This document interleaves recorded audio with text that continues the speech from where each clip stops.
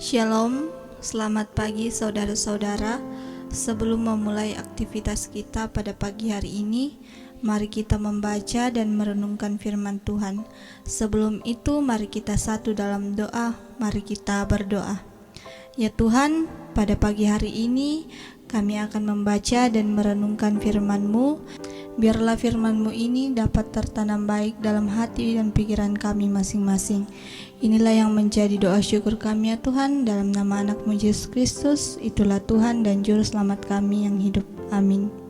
Pembacaan kita pada pagi hari ini terambil dari Lukas pasal 7 ayat 1 sampai 10. Firman Tuhan berbunyi demikian.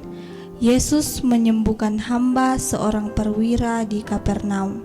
Setelah Yesus selesai berbicara di depan orang banyak, masuklah ia ke Kapernaum.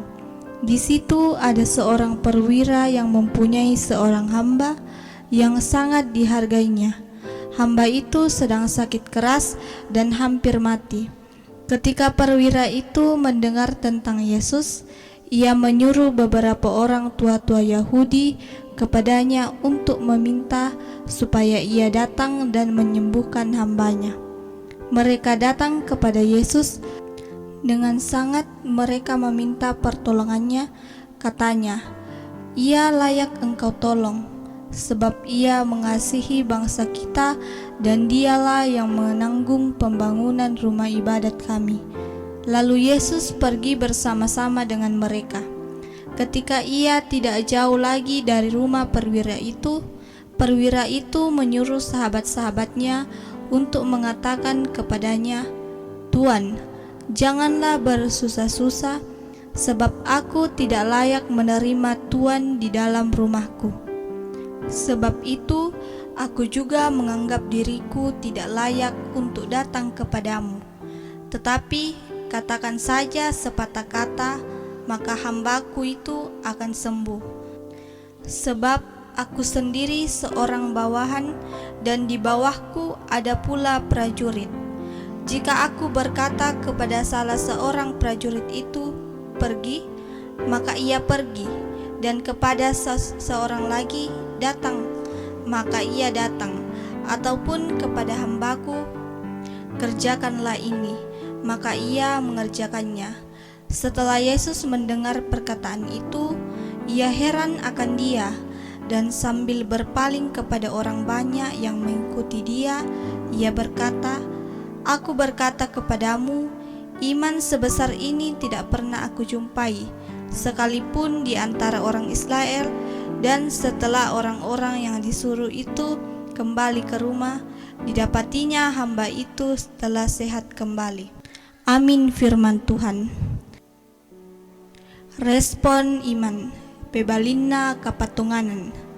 Dari manakah datangnya iman kepada Yesus Kristus? Firman Tuhan dari Roma 10 ayat 17. Jadi iman timbul dari pendengaran, dan pendengaran oleh firman Kristus.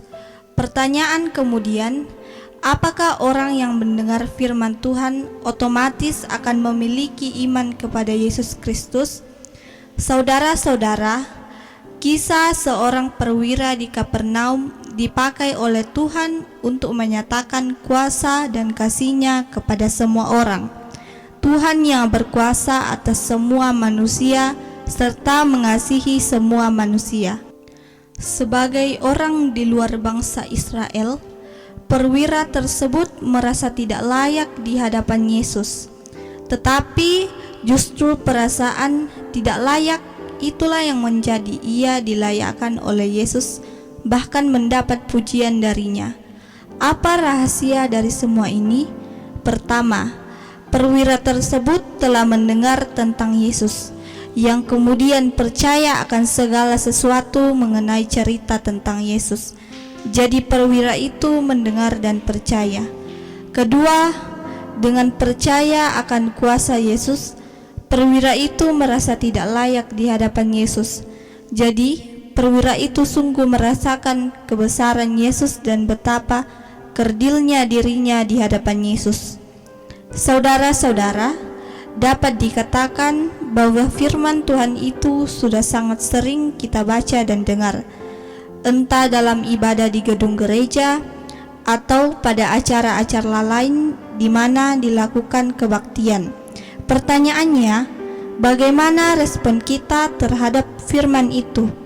Apakah diterima dan dipercaya atau justru menjadi beban karena tidak sesuai dengan kata hati kita? Firman Tuhan dibaca dan didengar agar kita percaya dan mengimani serta melakukan apa yang Tuhan kehendaki. Sudah seberapa sering kita mendengar dan membaca firman Tuhan? Apa respon kita? Amin.